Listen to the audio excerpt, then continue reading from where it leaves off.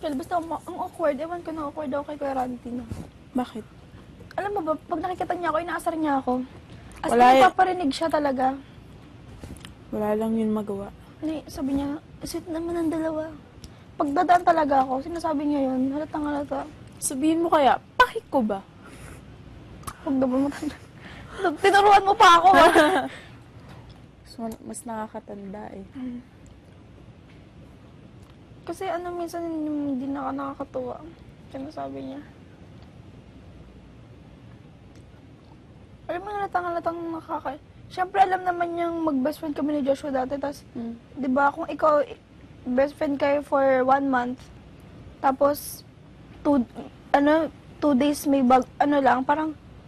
parang, Bigla na lang. biglang may best friend ka na bago. Parang, Wala, hindi kayo nag-away.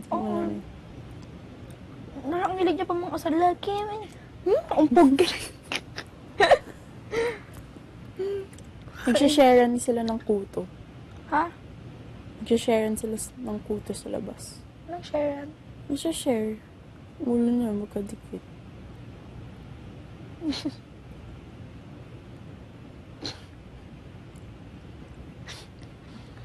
Tapos inaagaw pa sa akin yung gitara. Nino? Ni Sarah? Mm-mm. Pasikat mo magpasa. Kanina, napipikon ako. Sabi ko, kinakausap ko ni Kuya Daniel. Tapos nagigitara ako. Sabi niya, can you teach me? Sabi ko, I don't know how to do bar chords eh. Tapos biglang sumulpot si Sarah. I know how, that's easy. Oh. Tapos sinasabi sa akin ni Kuya Daniel, you know how to play Collide?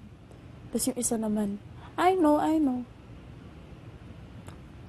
At saka yung kanina umaga, di ba nagpupunas tayo? Tumatakbo ako kasi pag may pumasok sa shower room, hindi ko makukuha yung sabon ko. So, tumatakbo ako po ng CR. Tapos biglang tumakbo din siya. Oh, teka lang, Nicole. Oh, wait lang, ako muna, huwag kang magbandali. Sabi ko, hala, kukunin ko lang yung sabon ko eh. Tumahimik siya eh. Tapos di ba sumama siya sa atin sa labas? May yung tabo-tabo lang. Sabi, talagang sinabihan ko siya. Akala ko ba sa shower room ka? Oo. Siya eh? Talaga ako. Kaya mo na.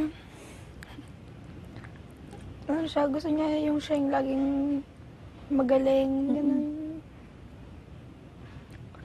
Grabe niya. Sarap.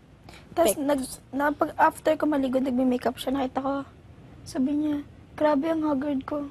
Parang wag siya, sabi niya. Grabe, parang yung eye bags daw niya sabog, parang ganun. Dati pa sabog yun. Di ba, ngayon lang niya nakita? Ganun. Parang sinasabi niya na kahit naka-makeup na siya, ang pangit niya pa din, yung ganun. Totoo naman. Compliment Fisher.